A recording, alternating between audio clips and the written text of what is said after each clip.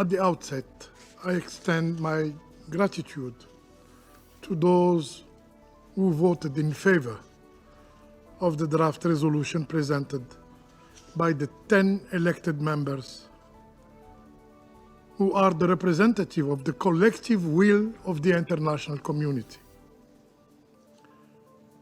It is a sad day for the Security Council, for the United Nations, and for the international community as a whole.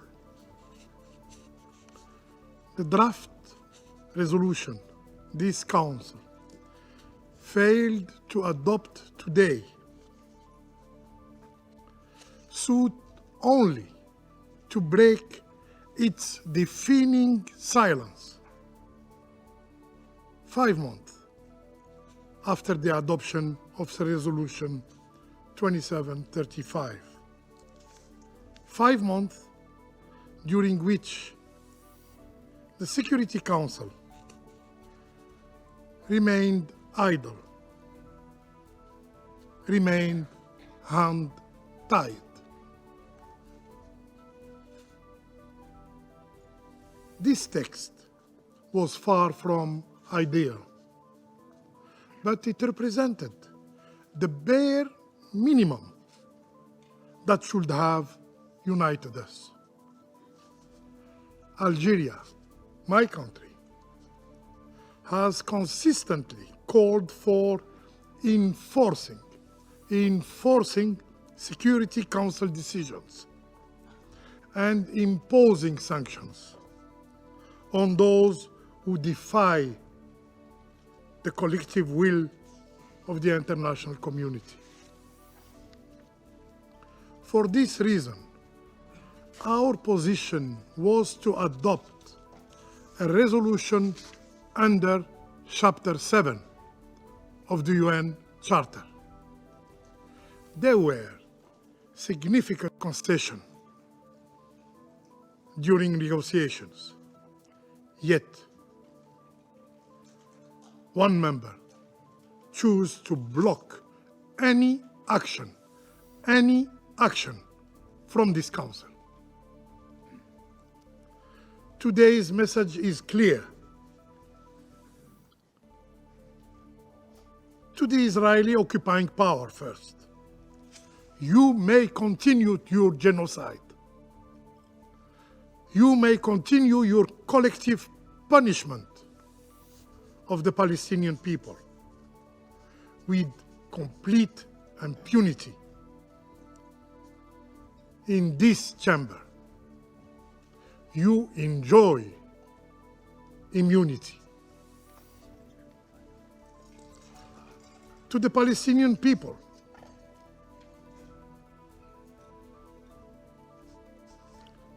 another clear message. While the overwhelming majority of the world stands in solidarity with your plight, tragically, others remain indifferent to your suffering. Madam President,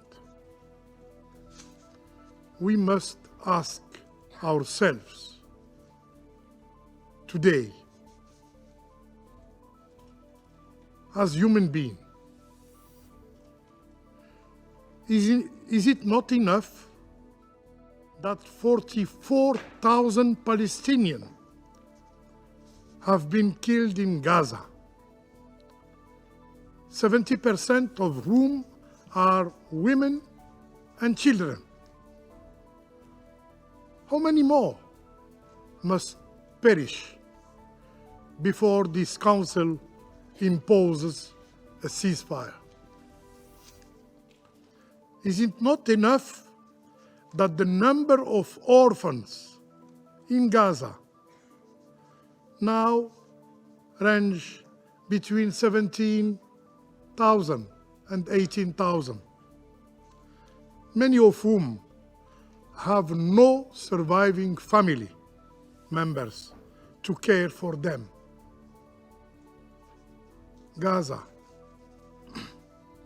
Gaza, once known as a city of children, has tragically become a city of orphans. How many more children must be orphaned before this council takes actions? Is it not enough that over 170 journalists have been killed in Gaza? And how many more journalists must die before this council acts? Colleagues, Israel, the occupying power, has killed more journalists in 1 year than those lost in World War II and the Vietnam War combined. Where are those? Where are those who proclaim to be defenders of human rights and freedom of expression? Why are they silent in the face of such atrocities? Is it not enough that at least 326 aid workers have been killed? The highest number ever recorded in history. How many more must sacrifice their lives before this council decides sanctions? Is it not enough that over 1,000 health workers have been killed? How many more must fall before this council takes decisive action? Is it not enough that almost the entire population of Gaza has been forcibly displaced and face famine now, with some already succumbing to hunger? How many more must starve to death before this council responds? Madam President, in the past year, the Council adopted 4 resolutions. Negotiations were conducted. Calls from every corner of the globe were made. Yet, nothing has stopped the Israeli killing machine in Gaza. And the reason is painfully clear. Israeli leaders operate with the full knowledge that they enjoy impunity. They enjoy immunity. They are certain that this body, the Security Council, tasked with maintaining international peace and security by the UN Charter, will be prevented on acting to halt the genocide.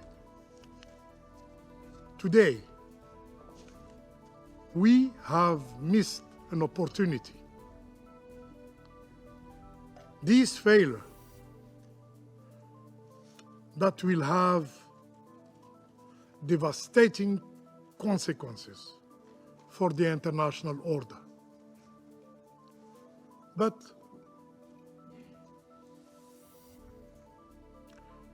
rest assured, this will not be the last time the Security Council will be forced to address a resolution on Palestine. As we have said before, and as we have delivered, we will soon return to the Security Council to demand an immediate and unconditional and permanent ceasefire in Gaza. And this time, with even a firmer language, under Chapter 7 of the UN Charter. And our efforts will not cease until the Council make a decisive action. I thank you.